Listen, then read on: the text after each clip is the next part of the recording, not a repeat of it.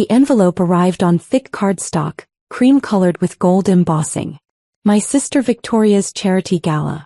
Black tie required. Silent auction benefiting various causes. I opened it expecting my name, but the card inside was addressed only to the Murphy family. No personal invitation. No +1. Did you get your invitation? Victoria asked when she called that evening, her voice bright with artificial enthusiasm. I got something, I said, setting down the restoration report I'd been reviewing. At 31, I spent most of my time in archives and museums, but my family thought I worked at some library job. Well, it's a very curated event, Maggie. We're trying to attract serious donors. People who can actually contribute. She paused. You understand, right? We need people who photograph well. People with connections. I understood perfectly. Victoria had married Trevor Ashford 2 years ago. Old money, junior league connections, a last name that opened doors in Boston society. Since then she'd been climbing the social ladder so aggressively she'd forgotten where she started. So I'm not invited? I asked quietly. You can come to the cocktail hour before the VIP reception. But the main gala is really for our donor circle. Trevor's family has very specific expectations about the guest list. I looked around my small apartment in Cambridge, walls lined with books on medieval art and ecclesiastical history.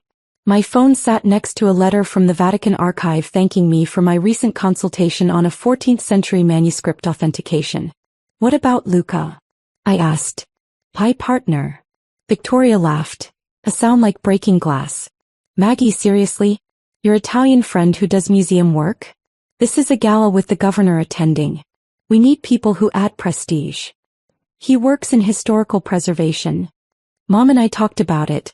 We think it's best if you come alone to the cocktail hour. You can take a few photos, then slip out before the main event. I hung up and stared at the invitation. Luca was in Rome working on a project at the Vatican.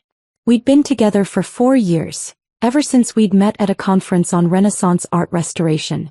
What my family didn't know, Luca Rossetti wasn't just a museum worker. He was Father Luca Rossetti, youngest canon of St. Peter's Basilica, advisor to the Pontifical Commission for Sacred Archaeology, and personal consultant to Cardinal Secretary of State Pietro Marini. They didn't know because I'd never told them. When I'd gotten my doctorate in medieval religious art, my father had asked when I'd get a real job. When I'd mentioned consulting for the Vatican Museum, my mother had said, "That's nice, dear," and changed the subject to Victoria's latest society luncheon. So I stopped sharing. I authenticated manuscripts in silence. I advised on multimillion-dollar acquisitions quietly. I'd written 3 books under my full name, Dr. Margaret Catherine Murphy, that my family had never bothered to read. And I let them think I was just Maggie, boring Maggie who worked with old books. The next family dinner confirmed everything. Victoria arrived at our parents' house in Beacon Hill wearing Cartier and carrying champagne. Trevor followed with his practiced smile. We've got an incredible guest list forming, Victoria announced, scrolling through her phone. The governor confirmed. 2 state senators. Trevor's Harvard classmates who run half the hedge funds in Boston. The Archbishop is sending a representative. My mother beamed. I'm so proud of you, sweetheart. You've really established yourself. It's about building the right networks, Trevor added. Charity work is important, but it's also about positioning. What charity is this benefiting again? I asked. Victoria waved her hand vaguely. Various causes. Education, arts, community development. We're keeping it broad to attract different donor bases. My father cleared his throat. Victoria, that seems harsh, excluding Maggie. Dad, it's fine, Victoria said firmly. Maggie isn't comfortable in these settings. She's more of a behind-the-scenes person. Academic. Quiet. This gala is for people who are used to high-profile events. I've attended events at the Vatican, I said quietly. Victoria laughed. Maggie, Vatican tours don't count as high-profile events. I'm talking about gatherings where everyone knows everyone. Where you need to discuss current affairs, not dusty old books. My mother touched my arm. Honey, Victoria is right. You'd feel out of place. Those society people can be very judgmental. I have a doctorate from Yale, I said. In art history, Victoria said dismissively. Trevor's friends have MBAs from Wharton. Law degrees from Harvard. What would you even talk about with them? I went home early. Luca called from Rome around midnight my time. Your family is excluding you from this event? He asked after I'd explained. They think I'm not sophisticated enough. That you're just a museum worker who won't impress their society friends. Luca was quiet for a moment. In the background I could hear the bells of St. Peter's. Cardinal Marini is traveling to Boston next week. He's meeting with the Archbishop about the cathedral restoration project. Luca, no. He asked about you specifically. He wants to thank you for your work on the Medici manuscripts. I told him you'd recently been excluded from an important family event because you weren't prestigious enough. His voice held a smile. He found that very interesting. Cardinal Pietro Marini was one of the most powerful men in the Vatican, second only to the Pope. He'd been a mentor to Luca and I'd worked with him on 3 major authentication projects. He was brilliant, kind, and absolutely terrifying when disrespected. This is going to be a disaster, I said. For them, Luca agreed. The weeks before Victoria's gala were exhausting. She posted constantly on Instagram, photos of her dress fittings, the ballroom setup, casual mentions of influential friends who'd confirmed attendance. My mother shared every post, adding comments about her accomplished daughter. I received exactly one text from Victoria. Cocktail hour starts at 6. Main gala at 7:30. You should leave by 7:15. Wear something simple, nothing that draws attention. My colleague at the Harvard Art Museum's Dr. Chin shook her head when I showed her.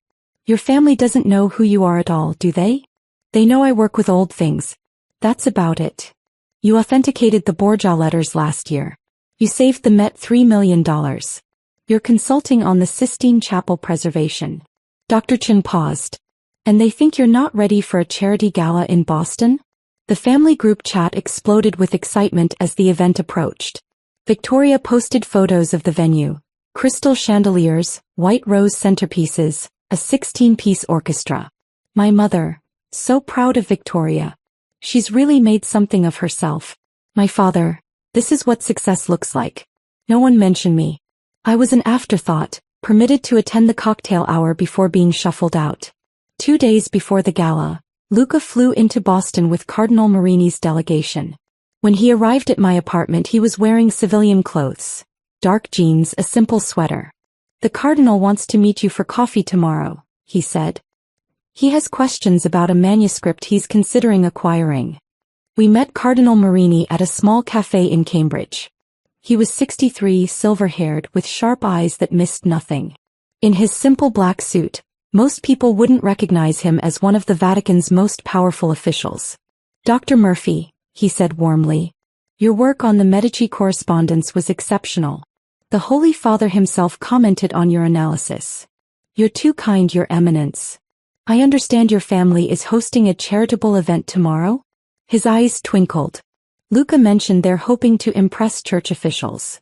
My sister is raising money for various causes. She's very focused on social advancement. And you weren't invited to the main event because? I glanced at Luca. They think I'm not prestigious enough. That I work a simple library job. That my partner is just a museum worker who won't photograph well. Cardinal Marini's expression didn't change, but something dangerous flickered in his eyes. I see. And the church representative they've invited. Monsignor Davies from the Archdiocese. Ah yes. I know Monsignor Davies. The Cardinal sipped his espresso. I think I should attend this event. I'm curious to meet your family. People who think you're common despite your extraordinary contributions to preserving our cultural heritage. Your Eminence, you don't have to. Dr. Murphy, I think I can manage a charity gala. He smiled. Besides, cardinals are human too. We don't appreciate watching talented people being diminished. The gala was at the Fairmont Copley Plaza. I arrived at 6 wearing a simple black dress, exactly as Victoria had demanded. The ballroom filled with Boston's elite.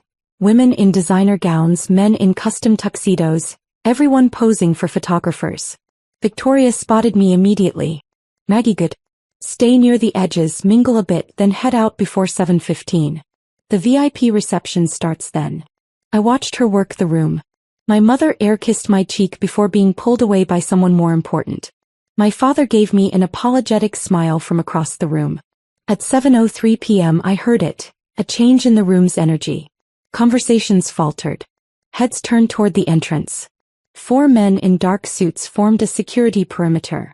Behind them, Cardinal Pietro Marini entered in full scarlet cassock and zucchetto, the Vatican Secretary of State's chain of office gleaming. Luca walked beside him in clerical blacks, his Roman collar announcing what my family had never bothered to learn. They walked directly toward me. The crowd parted. Victoria's face went white. My mother stumbled, grabbing my father's arm. Trevor stood frozen. Cardinal Marini embraced me warmly. Dr. Murphy, forgive the theatrical entrance. But Luca suggested your family needed a reminder of your actual value. He turned to the crowd, switching to English. Good evening. I'm Cardinal Pietro Marini, Secretary of State for His Holiness Pope Francis. I'm here to personally thank Dr. Margaret Murphy for her extraordinary service to the Church. The ballroom went silent. 300 people stared. Victoria appeared at my elbow, shaking. Maggie? What's happening? My sister Victoria, I said calmly. Your Eminence, my sister is hosting this evening's event. The Cardinal extended his hand. Ms. Ashford, congratulations. Though I understand Dr. Murphy wasn't invited to the main gala. There was a misunderstanding, Victoria stammered. You thought your sister was too common for this gathering, Luca said clearly.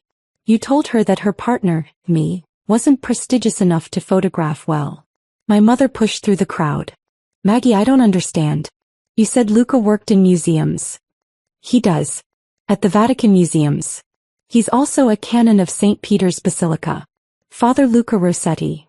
The murmur was immediate. Phones came out. The photographer pivoted. The governor appeared, clearly briefed about who had just arrived. Monsignor Davies practically ran across the ballroom, genuflecting before Cardinal Marini.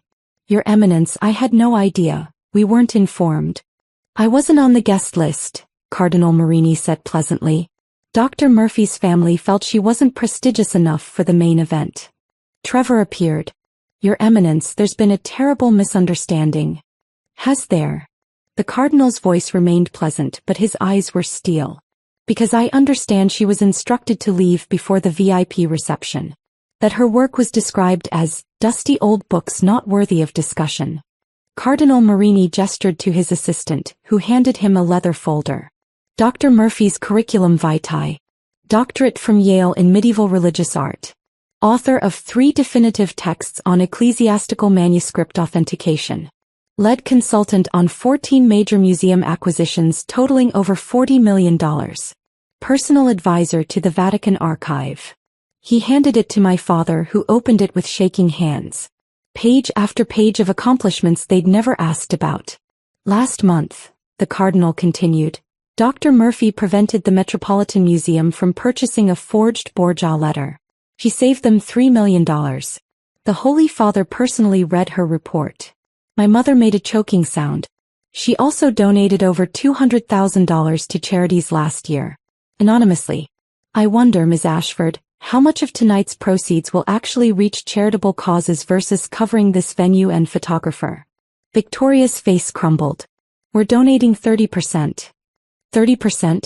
Dr. Murphy donates 100%. She gives without requiring a ballroom to validate her compassion.